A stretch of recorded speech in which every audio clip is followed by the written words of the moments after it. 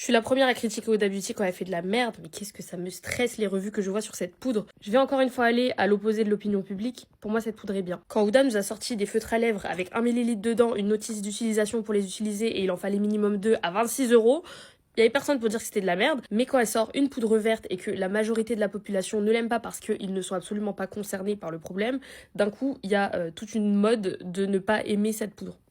Non, elle est juste pas pour vous les gars. C'est une poudre verte, je vous l'accorde, très verte.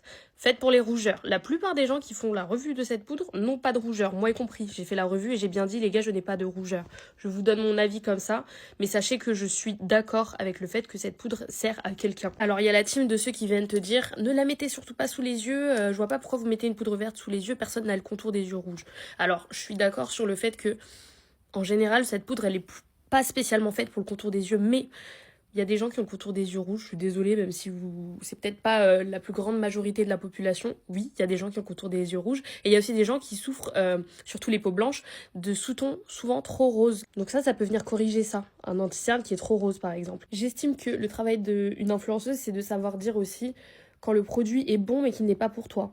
Et là, personnellement, pour moi, il y a une cible quelque part. Je ne la suis pas, je suis pas cette cible. Et la plupart des gens qui ont fait la revue ne le sont pas aussi. Mais j'ai déjà vu aussi des revues de personnes avec de gros problèmes de rougeur et qui l'ont adoré. T'as un gros problème de rougeur, mais t'as pas spécialement envie d'appliquer un fond de teint trop couvrant parce que t'as pas envie d'avoir trop de matière sur le visage. T'as pas envie de rajouter une étape en rajoutant du color correcting. Tu prends ton fond de teint, tu l'appliques, il va y avoir un petit peu de rougeur qui transparaisse à travers. Tu mets ta poudre, comme t'as l'habitude de mettre, sauf que cette fois-ci elle est verte. C'est corrigé. C'est le travail d'un influenceur de savoir dire quand le produit est bon, mais n'est pas pour soi, et dans ces cas-là, rediriger vers la cible en question ou vers le produit qui est plus adapté pour toi. Par exemple, celui-ci, je vais pas dire à une personne qui a la peau noire, vas-y, prends-le, c'est super adapté pour toi, tu vas le diriger vers la personne vers quelque chose d'autre. Si vous regardez cette vidéo, rappelez-vous que c'est pas parce que c'est à la mode de détester cette poudre qu'elle est forcément mauvaise, tout comme c'est souvent à la mode d'aimer certains produits qui sont vraiment pas bons.